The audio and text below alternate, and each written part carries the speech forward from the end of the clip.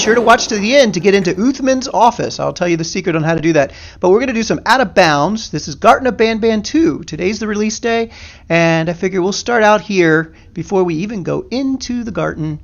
And you can see this is not modded. This is what is in the game. So I'm just going to show you guys. We have Banban and BanBaleena, or Flumbara and Flumbarina. No. Flumbo and Flumbara. That's what they were called in the game files, but of course it's Banban and BanBaleena, and they're doing a little dance here. So I did confirm that the mod menu from Chapter 1, you lucky guys that got it early at super low price, works fine in Chapter 2. So all you have to do is rename it. Have fun with that.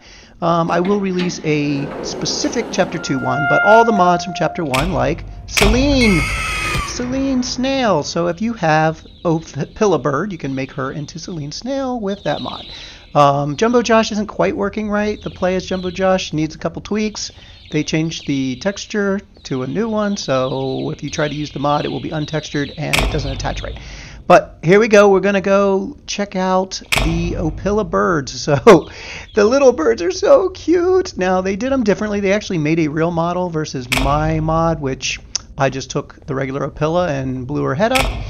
But they are cute, and you have to put them all in the nest, or you will get jump scared by Mama Bird. So we're going to bird up over here.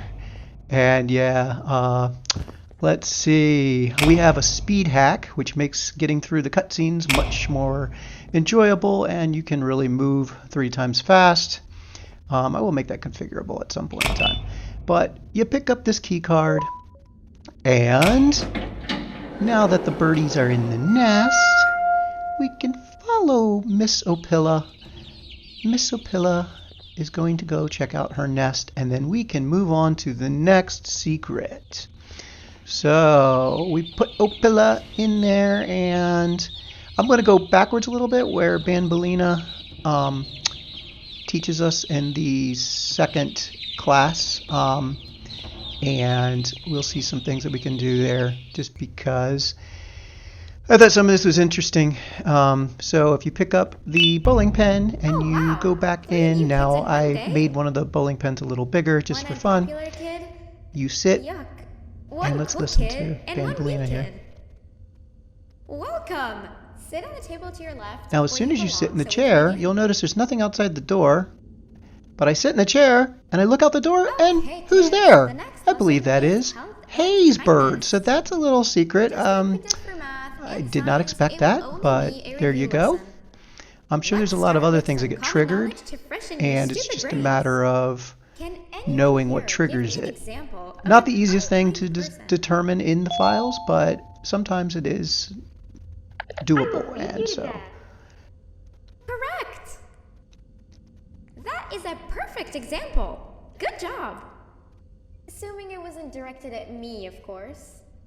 Now, this time, she has some fun lines.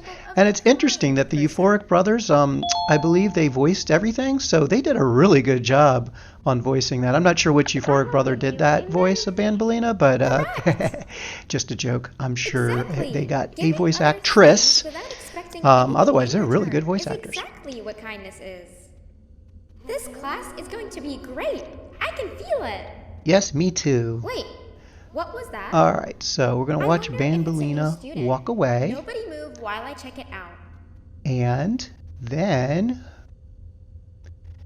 we can move on. And we're getting close to going to go find the red key. We need to, of course, do the Captain Fiddles puzzle. It is the Captain Fiddles injection puzzle. So let's go to that scene.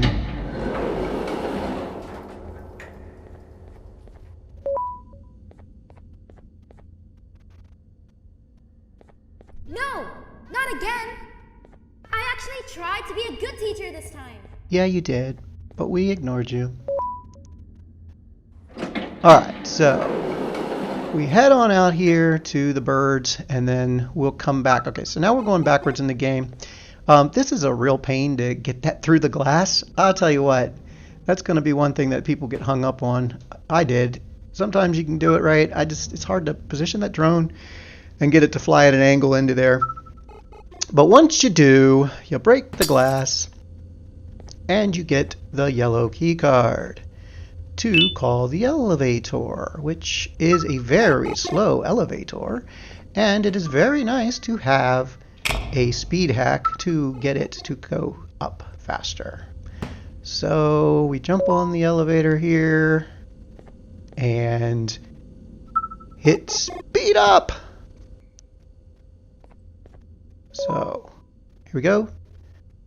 I should have hit it a little faster, then the gates could have closed faster. Okay, so speed it up. This is at 3 times speed, and it still feels a little bit slow, but there you go. You get up here, and you come over here. I'll slow it back down so we get real game speed for the jump scare. Ah!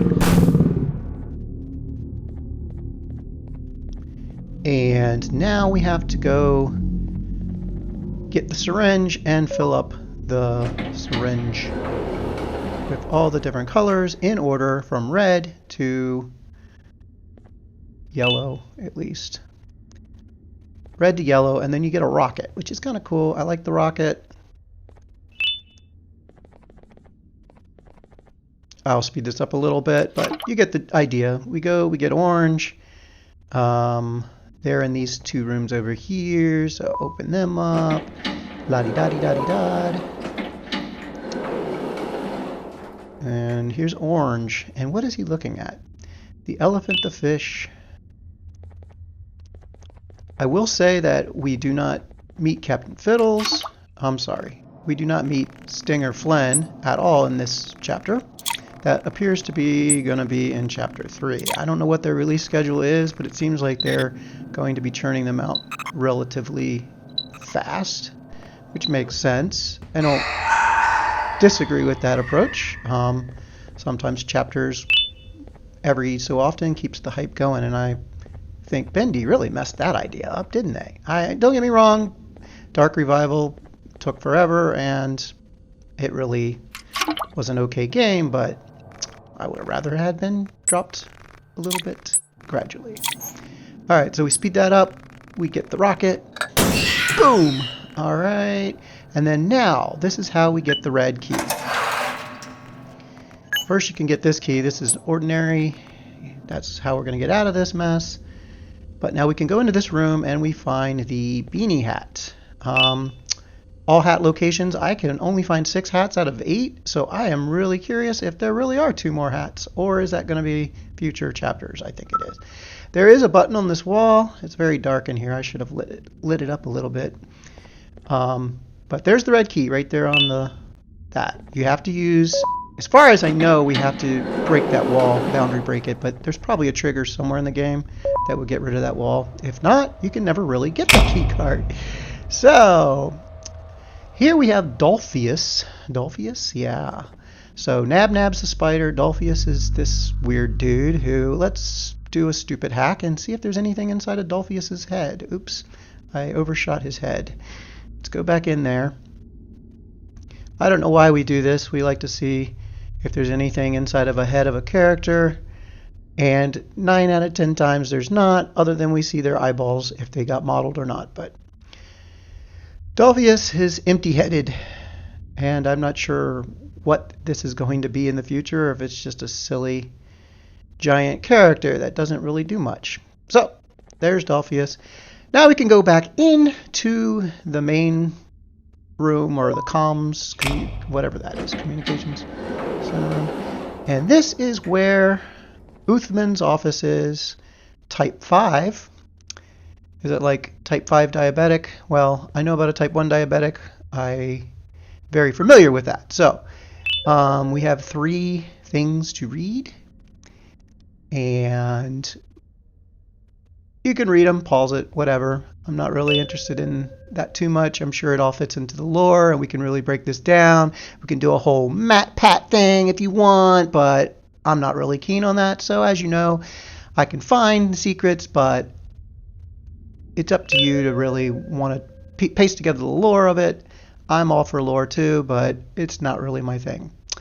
And we're going to wrap this up here with some more resizing with the mod menu. It's very easy. If you just look at something and use the key binds, you can resize and do things without the menu appearing.